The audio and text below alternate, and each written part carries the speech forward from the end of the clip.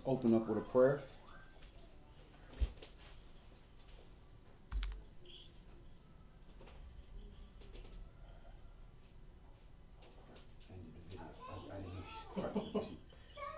How long has it been recording? Nah, you just started it, right?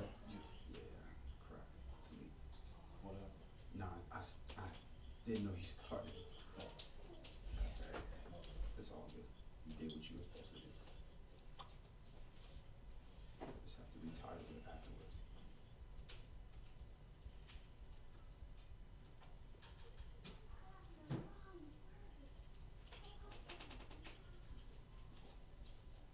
All right, we face the east towards Jerusalem. Abba Father, Yahweh, Elohim, the Allah of Abraham, Yashak, and Yaakov. Covenant Father, Elohim of Yasharah, we thank you, Yahweh, so much for your mercy, bringing us into your 6th Rosh Chodesh, your 6th month of the year, Yahweh, bringing us closer to your holy days, your Moadim, Yahweh, bringing us closer into the holiest day of the year, Yahweh, an opportunity to receive forgivenesses of our mistakes for the year, Yahweh. So we thank you that you have given us this knowledge, wisdom, and understanding of how to calculate your months, so that we could try to align ourselves, Yahweh, with you. For you said, let it be done on earth as it is in heaven, Yahweh. And you made commandment, and we as your children, Yahweh, seek with all our hearts and all our desire, Yahweh, to fulfill these commandments, Yahweh, to be part of your prophecies, Yahweh, being fulfilled here on this earth. That in the latter days we would find our way back home. We would hate the ways, our former ways, Yahweh, and turn back unto you, and you would hear us, Yahweh. So we're thankful. So we ask that you accept this honor that we give unto you as we gather on the beginning of your month, the head of your month, Yahweh, according to your commandments, Yah. Yeah, all these things we humbly come before you, and we thank and pray through your holy, humble, anointed Son, Yeshua HaMashiach. Amen. Who want to blow the shofar live? Wow. Okay, you put the arms down like, oh, wow, like he's ready. There you go. There you go. Showtime.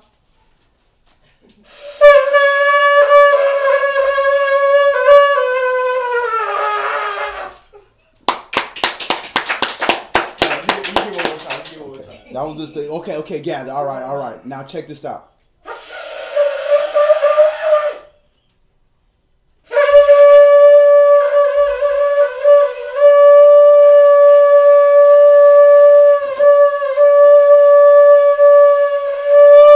All right.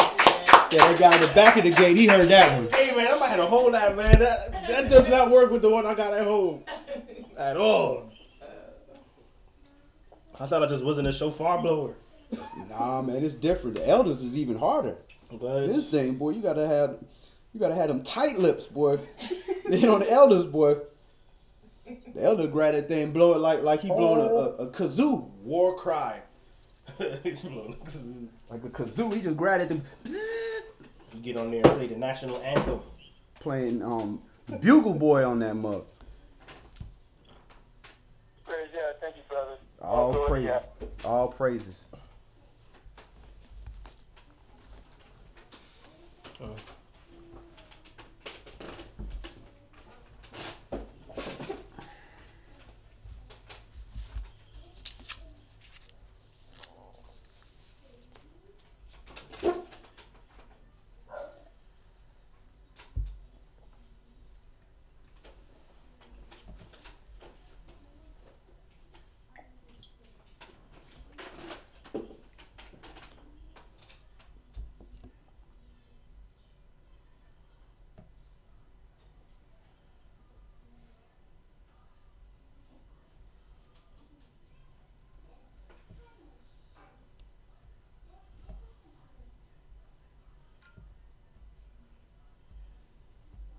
All right, shalom. My name is Yadon Yashua, my brother Yansi Yashua. Shalom. How was the rest of the Shabbat? It was nice. Just hung out with my dad's, sat, talked, relaxed, exchange ideas. You know, it's nice.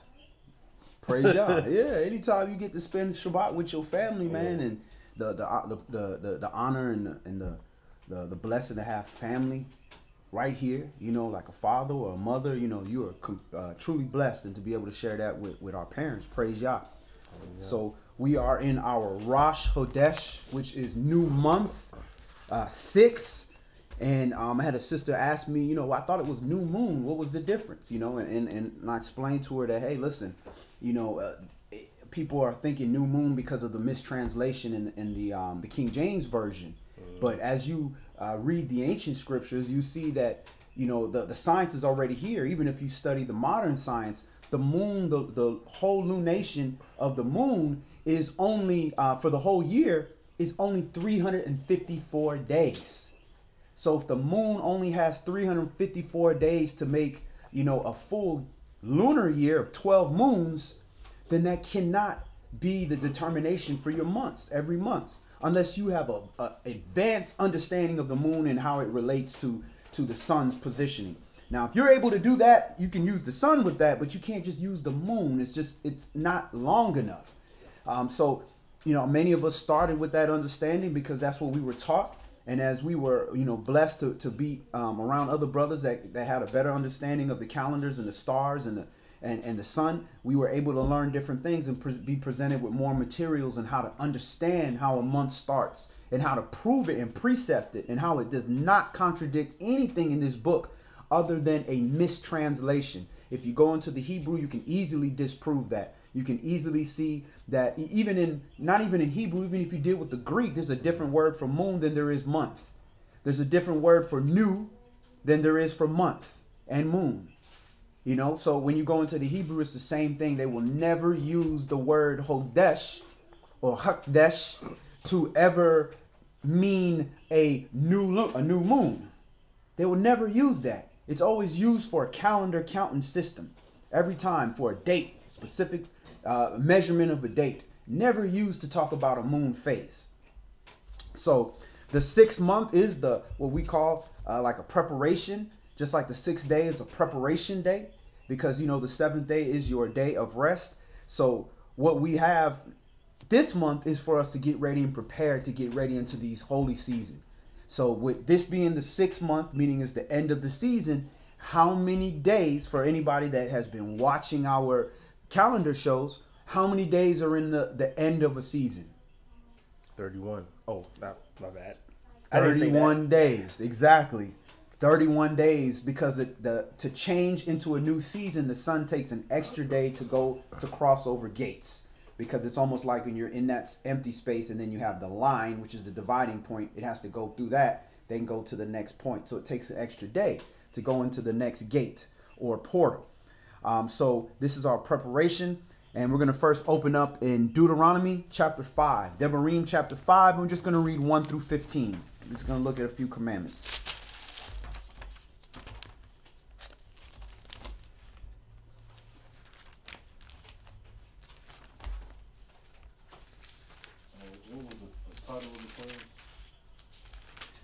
The preparation. Shalom, G. Shikol. Shalom, Brandon Pierce. Yeah, the brother's dope. I don't know what he's saying either, but when he speaks English, he dope in English too. And we're at Devarim chapter 5. But just the wealth of culture we have, man. Whatever we do, being a Hebrew does not take away from any of our abilities. Everything that you see on television and all the entertainment and activities and everything you see, that came from melanin people. We were the ones that did all this stuff. So we're not having to create something new to try to do what we were already doing. It was changed. Even hip hop, when hip hop was coming out, you know, we started getting to a conscious level, just like that song we posted on Israelite Gathering. KRS-One. We was kicking knowledge, and they said, oh no, corporate America said, no, we're not gonna make money if these people are not going to jail. They going out here being productive, they're gonna take over us because their bloodline is dominant. So we're gonna be pushed out. So they had to find a way. And you know the funny thing, while I was, I know as he mentions Ben Blackwell, he's actually in Atlanta now. So I'm working on, trying to bring out documentaries, his up and downs, and since he's been here, put out a video and whatnot. And we were able to, I was watching a video, rap in different countries altogether. Brazil, France, the Netherlands, Italy, Spain. And it's I was shocked, bro. This whole rap thing is everywhere. Universal, right? And then so, Ben, in Israel itself, you have rappers that's just saying some vile stuff too. Right. And they're not black Hebrew. They're Europeans. Israeli. Right. Like doing some Eminem type stuff. Like I'm gonna smash your right. girl at the temple with my keeper on. Like Yeah, exactly. some vile stuff. And he was mad. He was like, man, wait till I get back. All that gonna stop. Like, cause he's actually trying to put a lot of redemptive stuff out. You know, respecting women, not using profanity, things of that nature. So I'm for some reason in my spirit, I feel the need to like back that because it's like on a global scale to like make our presence known. Like, yo, we're gonna do this and we're gonna bring this change and we're intent on it. Oh yeah, praise God. That's what we do. Anybody doing anything of that capacity, anything affecting our people, as you'll see on our page, we gonna push it. We gonna push it. It ain't about us. It's about the nation. We just a piece of the body. So praise God for anybody that's doing any righteousness. You know, even give some props. Even Kevin Hart putting up all that money to send them kids to to college. To I think put up millions of dollars for them to go to college. You know, so people are doing their thing. LeBron James and that school, you know, putting his school together. These brothers might not necessarily be walking in the word, you know, in a light that we can see because we don't know what they do behind closed doors. But at least they took the opportunity to take their money and give back and give somebody an opportunity. You know, give somebody a chance instead of just putting some money into an organization that, you know, they're going to get tax return for and you don't know where it's going to go. Majority of that's going to some CEO or something like that. The crazy part about it is I was just thinking about like the people who came before, you know, doing a lot of acts in America to make sure that we can move the way we move now. You know, like the Huey P's and the Asada Shakors and the Malcolm X's that was like bearing a lot of that racial hurricane that we was in. Not to say it's all gone now, but they cracked that wall that was there that was opposed to our outspokenness, you know. And I think that's why Tupac and Biggie were such like phenoms in their time because they're like, nah, we rebelling against the whole system. Like I'm sure it went over, you know, it went over the border. It went over its border of righteousness. We know that. You know, there were times when Tupac was back and forth, like, you know, keep your head up, girl. I'm gonna smash this. Get your guns. Like, you know, I get around, but keep your head up. But Brenda got a baby. Wait a minute, man. It's too much, you know. Yeah. So, but seeing the progression of how our people are now because they set a tone, we can do these things. And Malcolm X was standing out for his time, like going in front of Britain and saying openly the stuff he was saying in such a hot racial climate, and saying stuff he was saying in America is a hot racial climate. Whereas the stuff he was saying then, we say there's like 1,000 Malcolm X's out here right now. That say the exact stuff, if not more. So who's gonna be the voice of this generation now for our people? Is it gonna be Jesse Jackson? Nah. Or is it gonna be what's the little skinny dude? What's his name? Al Sharpton. We skinny now. Dude. You know, with the perm. You gonna have a dude with a perm speaking for you? I mean, and they was putting in work. They was putting in work during their time, but now the game is changing. The game is completely changed. It's a different political playing field back then. So, you know, no disrespect to them, but this generation here, 20 years old and older men, Israel of this generation. This is our time. This is our time to take over and be the voice of our nation. And you're starting to see celebrities fall in suit and risk their careers. Because you're risking your careers because who you think filming this stuff? The Jewish people. That's the ones that's owning these networks. So they're taking these risks, but they're heading the movement. You know, they're the face of the movement, and we're the walking, the living of the movement. And we got to make sure that we try to find a way to walk with each other in this walk and always stop trying to find a way to separate from ourselves in this walk. You know, and what does this have to do with the preparation? Because we're preparing to come together. One of these teruahs is going to be the shofar that's going to say it's time to gather to come into the kingdom. Because, you know, Mashiach is returned. You know, one of these atonements is going to be you better go ahead and get cleaned up if you're trying to come through these gates. And then one of these tabernacles is going to be us getting back into the house. So it could be this year, it could be next year, it could be 100 years from now. We don't know. So we better be prepared, because the people that are going to get caught sleeping are the people that weren't preparing. So Deuteronomy, Devarim, chapter 5, and we're going to read verses 1 through 15. A covenant with us in Horeb. Yahweh made not this covenant with our fathers, but with us, even us who are all of us here alive this day. Yahweh talked with you face to face in the mount out of the midst of the fire. I stood between Yahweh and you at that time to show you the word of Yahweh, for you were afraid by reason of the fire and went not up into the mount, saying, I am Yahweh your Elohim, which brought you out of the land of Mitzrayim from the house of bondage. You shall have none other gods before me. So just imagine that. Yahweh's talking to us face to face. But no man can see Yahweh's true face and live. So what's that Hebrew word for face? It is Pania. face to face. It's H6440.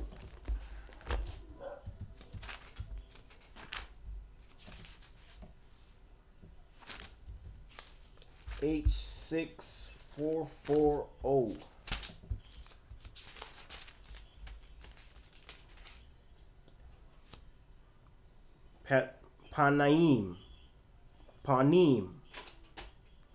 Panim, plural but always singular, of an unused nouns, pena, pane, from pana, the face, as the part that turns, used in a great variety of applications. Preposition, except, edge, countenance, employ, endure, inquire, face, favor, fear of, forefront, form, from, front, heaviness, himself, honorable, impudent, looketh, meet, more than, mouth. What was that number again? H440. Nah, it wasn't H. I mean H6. H6440. Okay. Panium. Right. So, and this is where you get pineal gland from, which is that part of your spiritual antenna. So, can you imagine communicating with the creator, the original spirit, where it's affecting you inside of your brain, where it's literally you feeling like a new spiritual connection that nobody's really connected like that, because now you have the source of that spirit, of all the energy, all the power coming to your presence, and he's dealing with you directly beyond your body, but going straight into your pineal, into the face. That is deep.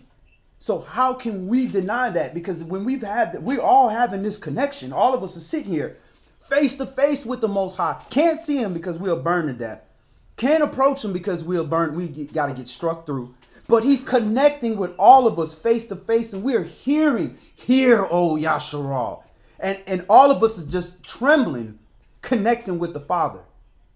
Now, after that, how are you going to go to a stock or a stone and say, this is my God? There ain't no connection with that.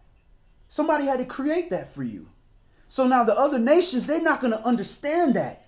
So you can see how they can fall and be tricked and want to believe so bad and do this and do that. And they could be tricked by these false idols.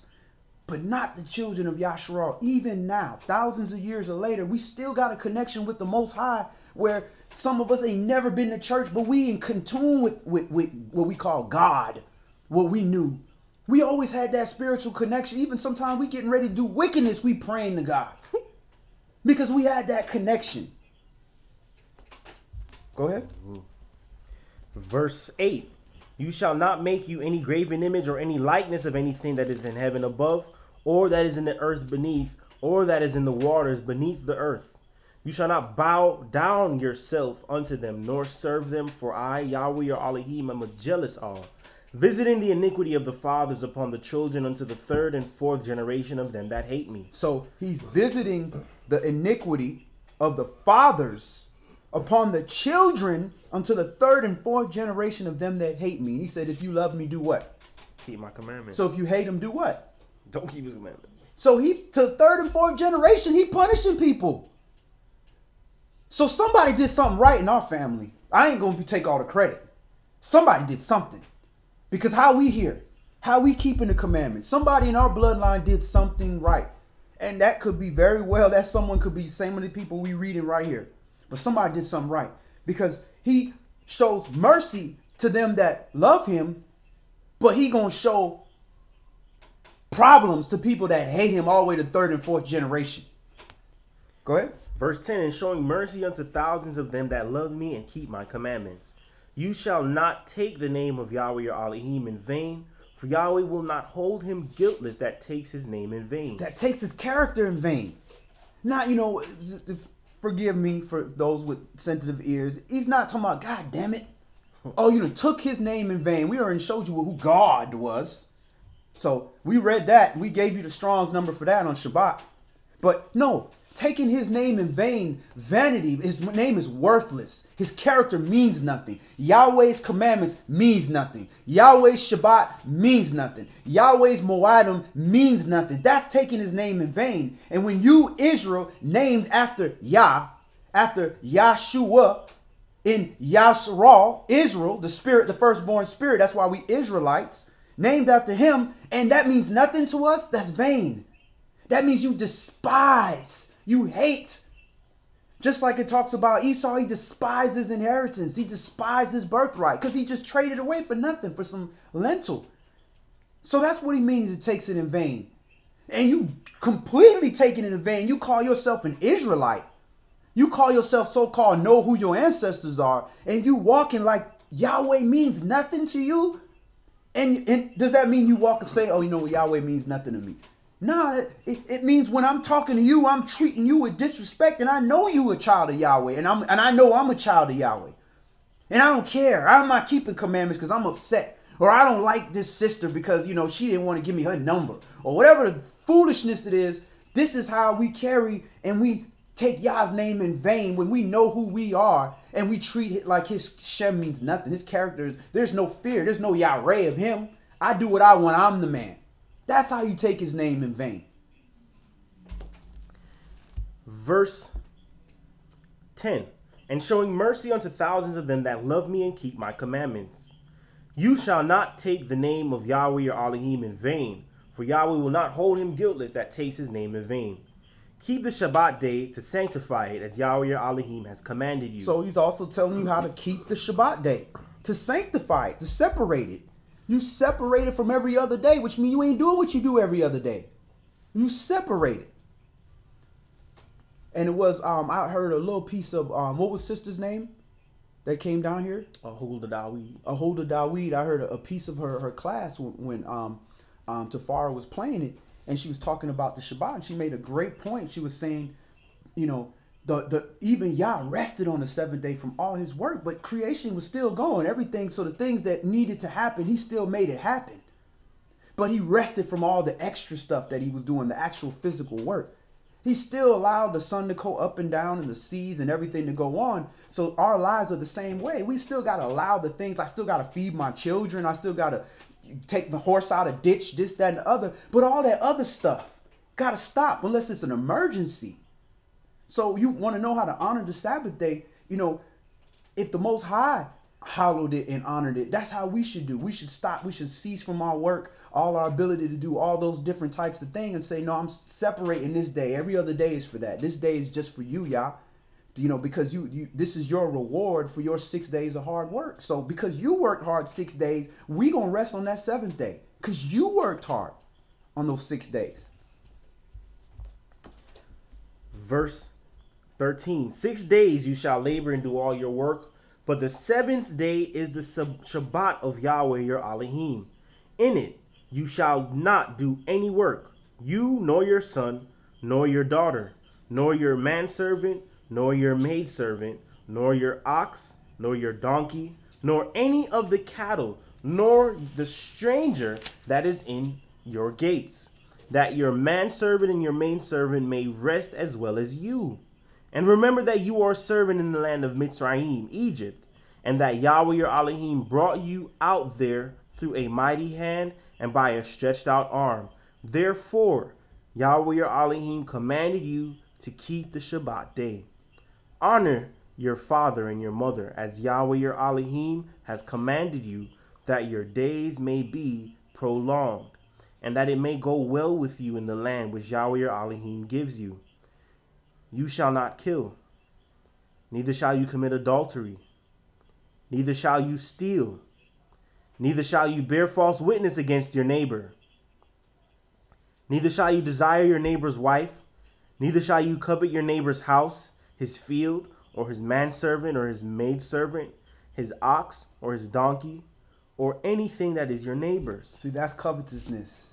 Anytime you want something that belongs to your neighbor, there's nothing wrong with a single man and having a brother or sister that's married, and or a brother that's married, and saying, you know what, man, you have a beautiful wife, you know, that fears Yahweh, respectful. I want something like that. You know, how do I do that? Well, keep the commandments, work hard, serve Yahweh, be a good covering, and the Most High will give you that kind of woman. That ain't covetousness. Now it's when you look at your brother's wife and you be like, man, I want that woman. Why it gotta be that? You can't have that woman. That woman belongs to her husband.